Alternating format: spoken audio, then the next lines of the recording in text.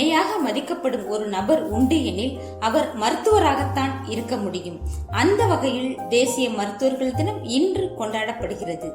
இது குறித்து இம்மாத நமது மண் வாசம் இதழில் மருத்துவம் முன்னேறி இருக்கிறதா என்ற தலைப்பில் கட்டுரை எழுதியுள்ள பிரபல முடநீக்கியல் துறை பேராசிரியரும் டாக்டருமான PS சண்முகம் அவர்கள், இந்தியாவின் புகழ்பெற்ற மருத்துவராகவும் மேற்கு வங்கத்தின் 2வது முதலமைச்சராகவும் இருந்த PC ராய் என்றழைக்கப்படும் பிதான் சந்திரா ராய் பிறந்த தினமே மருத்துவர் தினமாக கொண்டாடப்படுகிறது.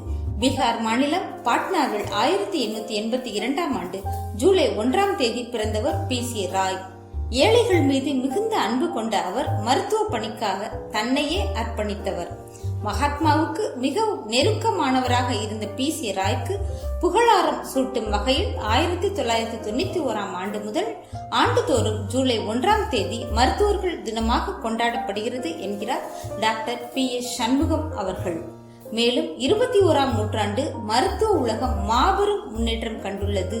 வாழ்க்கை முறைகளும் வாழும் நெறிகளும் வேகமாக வளர்ந்து வரும் கால ஓட்டத்திற்கு ஈடு கொடுக்கும் வகையிலும் புதிய கண்டுபிடிப்புகளை பயன்படுத்தும் விதத்திலும் மாற்றம் கண்டுள்ளது.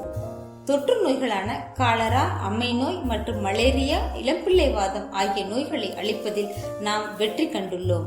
நவீன கருவிகளான CT scan, MRI scan, 3D scan மற்றும் அல்ட்ராசவுண்ட் போன்றவற்றின் உதவியினால் நோய் காரணிகளை எளிதில் கண்டறிய முடிகிறது.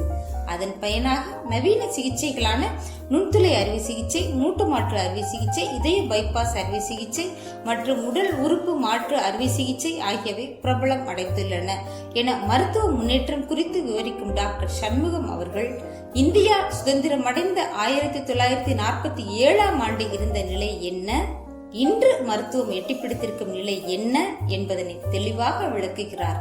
மருத்துவம் அடைந்துள்ள முன்னேற்றம் குறித்து அறிய இன்று எந்த நோய்களுக்கெல்லாம் சிகிச்சை அளிக்கும் வாய்ப்பு உள்ளது என்பது குறித்து தெரிந்து கொள்ள இம்மாத நமது மண் வாசம் வாங்குங்க, வாசியுங்க.